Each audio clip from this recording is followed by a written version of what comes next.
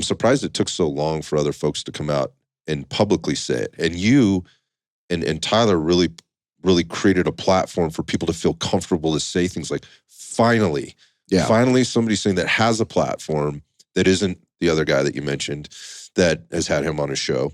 Right. We've almost got, it's almost like you gave him permission it's almost like they got permission to finally say the things that have been bottled up for a while. And I thought that was really interesting, is that in a way you gave people a voice that should have had a voice at some level, because some of these guys that have come out have said, like, I was there, man. Yeah. Like, outside of the guys that were on your show. Right. That one, I'm glad you brought up that point. Even when you think you're in the right and you're, about to, drop this podcast, you have massive concerns of, you lament over it, like how you're going to present the case. And you almost feel like you're an attorney, about to, have your biggest trial, Right. I have to lay this out to where, veterans understand it and civilians understand it, and they understand why this is a big deal.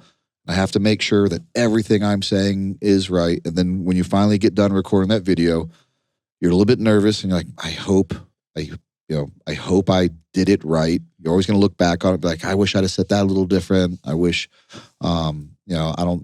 nothing's ever perfect, and you wanted it to be perfect. And then you release it and you don't know how anyone's going to, accept it.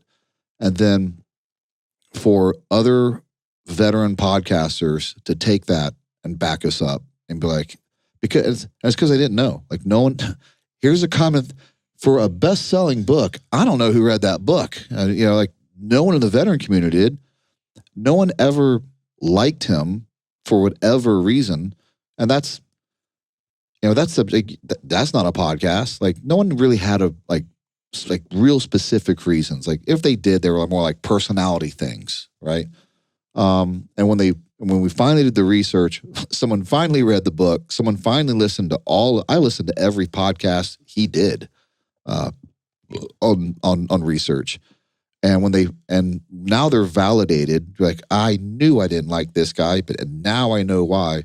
The whole veteran podcast community really came back and backed us up, which was great. Valhalla VFT, Green Beret Chronicles, and in a weird way, like, both Green Berets, both with a decent outreach, especially in their community, they could have easily said, no, we're not going to touch this. We're not going to touch this. Don't you bring down. That's right. We're going to, even though we got to protect our guys. In fact, Valhalla has actually defended Tim Kennedy in the past. But we have to protect the brand. Because in a weird way, I get that. Like, you do have to protect the brand in a little bit. I know that's going to sound maybe it's like a little... being a Raiders fan, man. Yeah. And I know that's going to sound a little bit like, two-faced of me. Yes, you do protect the brand on petty stuff, and you keep things in-house that are in-house and that you can.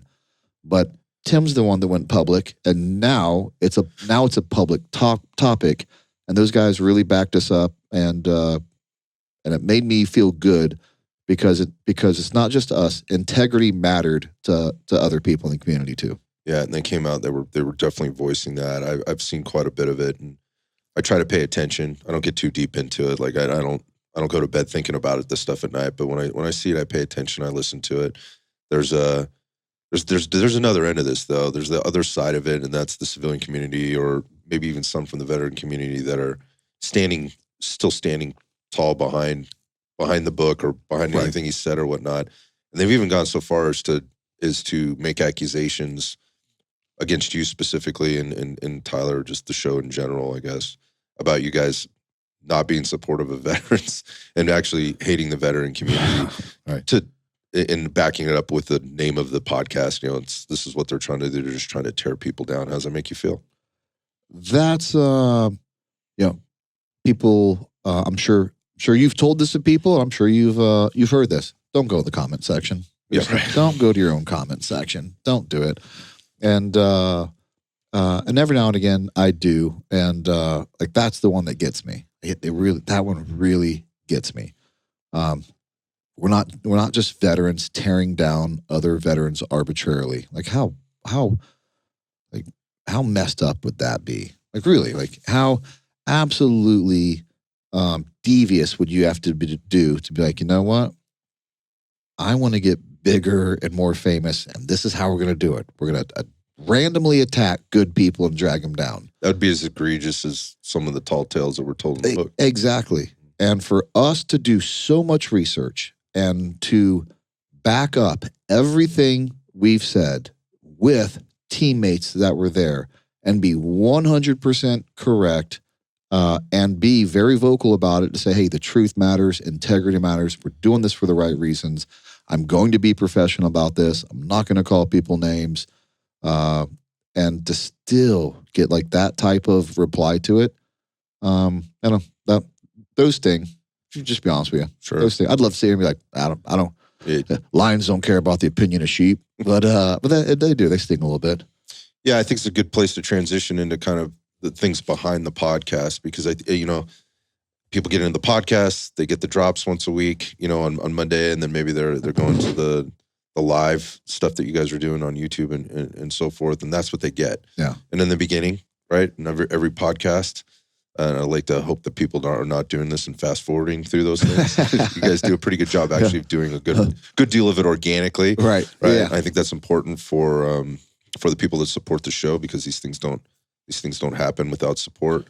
The point being that First Responder Coffee and Cigar Company, and that's where it really started, right? That's where it really started, and that was, it's everything opposite of what you were just saying in terms of not being supportive. So let's talk about that, man, and kind of the origin story of that, and some of the things you had been doing long before the podcast was ever even a thing. That's a great segue. I will for a second.